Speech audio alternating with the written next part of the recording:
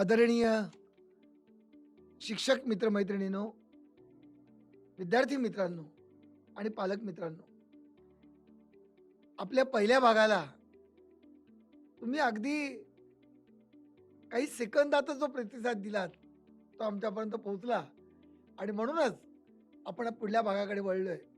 आज दुसऱ्या भागामध्ये तुमच्याशी मी चर्चा करतोय आणि पुन्हा एकदा सांगेन, अध्यापनाचा, अध्ययनाचा आणि पालकत्वाचा आनंद योग सादर करण्याची संधी आपल्या सगळ्यांना कोणामुळे लाभले त्याची नोंद तुम्ही घ्या. महाराष्ट्र राज्य माध्यमिक आणि उच्च माध्यमिक शिक्षण मंडळ पुणे या अतिशय मनात घर करणाऱ्या शैक्षणिक संस्थेनं आदरणीय विद्यमान अध्यक्ष डॉक्टर त्रिगुणजी कुलकर्णी साहेब यांच्या प्रेरणेने हा उपक्रम आपण सुरू केला आहे आणि तुम्ही त्याला प्रतिसाद देतोय. आज दुसऱ्या भागामध्ये जसं गेल्या भागात मी म्हटलं की अध्यापन व्यवसायाचं भाग्य आपल्याला लाभलंय आणि भाग्य कळण्याचं सुद्धा भाग्य लाभतं असं मी त्यावेळेला म्हटलं. पुढे जाताना मी असं म्हणेन की आज आपण या व्यवसायात व्यक्तिमत्वाची प्रसन्नता म्हणजे नेमकं काय, कारण एरवीच्या व्यवसायात दिसणं याला व्यक्तिमत्व म्हणतात. पण मित्रांनो, आपल्या व्यवसायात असणं महत्वाचं, दिसणं आपल्या हातात नाही. प्रवीण दवणे दिसतायत कसे याला काहीच महत्व नाही, पण माझ्या कवितेतून मी दिसेन, मी तुमच्याशी बोलताना माझा चेहरा बोलेल.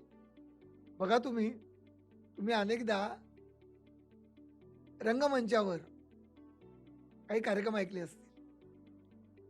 साधा एक इसम असतो काळा सावळा, असं वाटतं काय येतो, पण जेव्हा तीच व्यक्ती हार्मोनियम वाजवते, तीच व्यक्ती बासरी वाजवते, तेव्हा ती देखणी दिसायला लागते, कारण त्याच्या आतली कला जी आहे ना ती त्याला सुंदर करत जाते. आदरणीय मित्रांनो, आपलं सौंदर्य हे आपल्या मनापासून केलेल्या अध्यापनात आहे, उत्तम पालकत्वात आहे, अगदी मनापासून केलेल्या अध्ययनात आहे. आणि त्यामुळेच व्यक्तिमत्व कसं नेमकं निर्माण करावं याबद्दल आजच्या या दुसऱ्या भागात मी तुमच्याशी बोलण्याचा प्रयत्न करणार. मित्रांनो, व्यक्ती आपल्याला माहिती असते, पण व्यक्तिमत्व काय आहे त्याची नेमकी आपल्याला जाण नसते. व्यक्ती ते व्यक्तिमत्व हा रियाज आहे, हा प्रवास आहे. आपल्या क्षमता कळणं म्हणजे व्यक्तिमत्वाचा शोध आहे. या ठिकाणी स्वामी विवेकानंदांच्या बालपणातली एक आठवण मला आपल्या सगळ्यांना सांगायची. त्यांचं नाव नरेंद्र दत्त हे आपल्याला माहिती आहे. हा छोटा नरेंद्र आपले वडील विश्वनाथ बाबू यांच्याकडे हट्ट करून म्हणाला की बाबूजी, इतर मित्रांनी बघा नवे नवे कपडे आणि दागिने घातलेत, त्यांच्या आई वडिलांनी कितीतरी गोष्टी त्यांच्यासाठी ठेवल्यात, जमीन आहे, दागिने आहेत, आणखीन काय काय आहे, घरं आहेत, तुम्ही माझ्यासाठी काहीच नाही ठेवलं. त्यांचे वडील, नरेंद्र दत्तांचे वडील विश्वनाथ बाबू म्हणाले, बाळ नरेंद्र, ते म्हणायचे नरेन असं म्हणायचे, बाळ नरेन, मी तुझ्यासाठी काय ठेवलंय तुला बघायचंय, दाखवा मला बघायचंय काय ते. आणि ते म्हणाले चल माझ्या बरोबर, आणि घरातल्या मोठ्या आरशापुढे ते त्या नरेंद्रला घेऊन गेले आणि म्हणाले, बाळा, स्वतःच्या शरीराकडे बघ, बघितलेस कधी हे दोन डोळे, या डोळ्यांनी तू चंद्र सूर्य पाहू शकतोस, हे दोन हात कुठलाही पराक्रम गाजवू शकतात, हे तुझे सुदृढ पाय हे हिमालय एव्हरेस्ट पण सर करू शकतात, आणि तुझं मन, त्या मनात चिंतनाने तू जगाला जिंकू शकतो. मित्रांनो, छोटा नरेन उजळला, डोळ्यात त्याच्या आनंदाश्रू आले, कृतज्ञतेचे अश्रू आले आणि पश्चातापाचे पण. तो म्हणाला, बाबूजी मी चुकलो, खरंच मला कळलंच नव्हतं ही श्रीमंती माझ्याकडे आहे. हे मी मुद्दामून ऐकणाऱ्या तरुण विद्यार्थ्यांना पण सांगेन की मुलं 7वी-8वीच्या वयात आहेत, 10वी-11वीच्या वयात आहेत, त्यांना मी मुद्दामून सांगेन की तुम्ही हतबल होऊ नका, निराश होऊ नका. दुसऱ्याने कुणीतरी ठेवलेली संपत्ती, ही संपत्ती आपली मानण्यापेक्षा आपल्या क्षमतेची संपत्ती ओळखा. आणि शिक्षक पालक मित्रांनो, आपलं कामच आहे, ते काम हे की त्यांना त्या संपत्तीचा शोध लावायला भाग पडणं. मुलांना केवळ आपण कपडे देतो, चांगलं अन्न देतो, योग्य जागा देतो राहायला, पण त्यांना तू स्वतः काहीतरी उत्तम करू शकतोस हा आत्मविश्वास देतो का? हा आत्मविश्वास देणं हे पण शिक्षण आहे.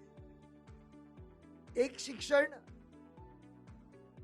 शिक्षण धड्याखालची प्रश्नांची उत्तरं सोडवायला मदत करतं, जे आपण वर्गात देतो. पण त्याचबरोबर मूल्य शिक्षण काय, संस्कारांचं शिक्षण काय, तर ते शिक्षण धड्याखालच्या प्रश्नांची नव्हे, जगण्यात येणाऱ्या अडीअडचणींच्या प्रश्नांची उत्तरं आपण कशी द्यावी यासाठी मदत करतं. आणि म्हणून मला वाटतं ती मदत करण्याचं काम तुमचं माझं सगळ्यांचं आहे. म्हणूनच या पुढच्या या दुसऱ्या पुष्पाचं मनातलं शीर्षक जे आहे हेच आहे की आत्मविश्वासाची श्रीमंती हीच व्यक्तिमत्वाची श्रीमंती आहे, आणि ते देणं हे आपलं काम आहे. पुढे जाताना मी सांगेन की अनेकदा मुसाफिरी करताना मी असा अनुभव घेतला. अनेक शाळांच्या मध्ये मी गेलो. कदाचित मला आता तुम्ही या माध्यमात पाहताना असे मनात म्हणत असाल की दवणे सर आमच्या शाळेत आलेत, प्रवीण दवणे ना आमच्या ज्युनियर कॉलेजमध्ये आलेत, असे तुम्ही बोलत असाल आणि एकमेकाला कळवत असाल. म्हणजे मी किती फिरलोय हे महाराष्ट्राला माहिती आहे. काही छोटे विद्यार्थी म्हणतील सरांच्या हातून आम्ही पुस्तकं पण घेतलीत. ही मी माझी स्तुती नाही करत आहे.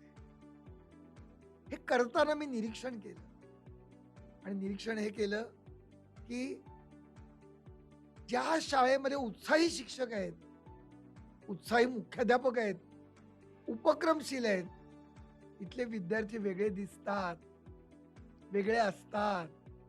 कारण पाणी ज्याप्रमाणे प्रवाह बदलत बदलत समुद्राकडे जातं, त्याप्रमाणे शिक्षकाची सुद्धा आतली ऊर्जा ही प्रवाह बदलत बदलत विद्यार्थ्यांपर्यंत जाते, आणि विद्यार्थ्याची ऊर्जा समाजाला मिळते.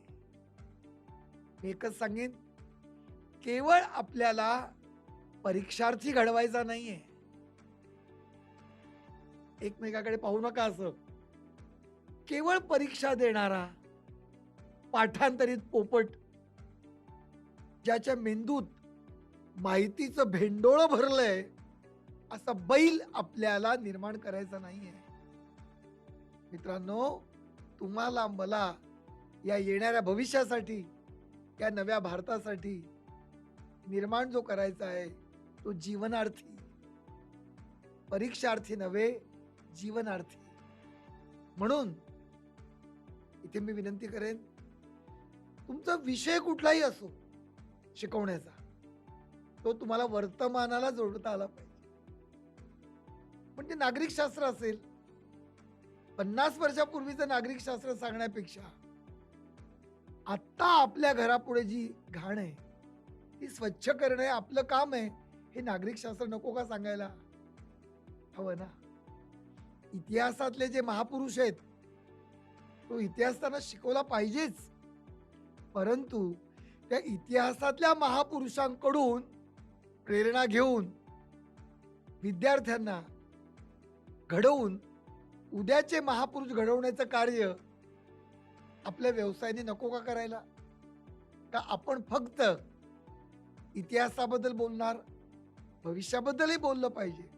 म्हणून इतिहास आणि भविष्य याला जोडणारा वर्तमान निर्माण करणं हे तुमचं माझं सगळ्यांचं काम आहे. पुढे जाताना मी म्हणेन की आत्मविश्वास येण्यासाठी समोरच्या मुलाला विश्वास द्यायला पाहिजे. काय म्हणते, पुन्हा बोलू? बोलतो. एकदम आत्मविश्वास कुठून येत नाही. पण दुकानात गेलो आपण मंडईत, 1 किलो अंजीर द्या, तसं मला 1 किलो आत्मविश्वास द्या, असं नाही मिळत. तुझ्यात काहीतरी आहे, हा विश्वास आधी त्याच्यात रुजवावा लागतो, आणि तो रुजत रुजत गेला की त्याला आत्मविश्वास येतो की मी काहीतरी करू शकेन. तर आपण असंच म्हणत राहिलो, तुला काय जमणार आहे, तुला काय कळणार आहे, तर त्याला एक निराशा येत जाते. एक घटना मी सांगतो. माझ्या समोर त्या नावाचं गाव आहे आणि ते घरही आहे, पण ते मी मनात ठेवतो, कारण ते सांगणं हे काही इथे प्रयोजन नाही आहे. मित्रमैत्रिणींनो, त्या घरात एक शाळेतला मुलगा माझ्याशी बोलू इच्छित होता. शाळेतला विद्यार्थी होता, 8वी-9वीतला तरतरीत मुलगा होता, आणि तो मला एक लेखक म्हणून भेटू इच्छित होता. पण त्याचे आई वडील सारखं त्याला म्हणत होते, तू आधी बाहेर जा, सरांशी तू काय बोलणार, तुला काय समजणार, तुझी पात्रता आहे का त्यांच्याशी बोलायची. त्या मुलाचा चेहरा पडला. आजही मला त्या मुलाचे भिजलेले डोळे आठवतात. मी नम्रपणे त्याच्या आईबाबांना म्हटलं, तुम्ही जरा थांबा, असं का म्हणता, ये रे बाळा. त्याला जवळ घेतलं, बोललो. तो घाबरत होता, ते हात असे कापत होते. मी कापणारा त्याच्या हाताला धरलं, त्याचे हात घामेजले होते. म्हटलं, घाबरू नको, हे बघ, तू कधी मुंबईला आलास तर नक्की माझ्याकडे ये, गप्पा मार, मी तुझा मित्र आहे. अरे तुम्हा मुलांसाठी आम्ही लिहितो, पाठ्यपुस्तकं तयार करतो, परीक्षा घेतो, शिक्षण मंडळ, अभ्यास मंडळ तुमच्यासाठी काम करतं. आम्ही तुमचे आहोत ना, आणि आम्ही आई बाबाला पण सांगू बरं. आणि बरं का, त्यांना मी म्हटलं, त्याच्या पुढे असं म्हणायचं नाही की तुला काय कळतंय, काय हवंय तुला. त्याला फक्त माझी स्वाक्षरी हवी होती. मी त्याला एकच ओळ लिहून दिली, या क्षणापुढे आत्मविश्वासाने जग, तुझ्यात खूप काही आहे, भरारी घे, तू गरुड आहेस. पुढे त्या मुलाची मला पत्र यायला लागली, आणि त्याचा आत्मविकास त्याच्या पत्रांतून मला कळत गेला. खरं सांगू, मुलांच्या मध्ये इथे मुलं म्हणताना मुलगा आणि मुलगी हा भेद नाही बरं का, दोन्ही एकत्रच बोलतोय मी. विद्यार्थी आणि विद्यार्थिनी हेच मला अपेक्षित आहे. तरुण पिढीमध्ये प्रचंड प्रचंड बुद्धिमत्ता आहे, बळ आहे, आकाश काबीज करण्याची त्यांची हिंमत आहे.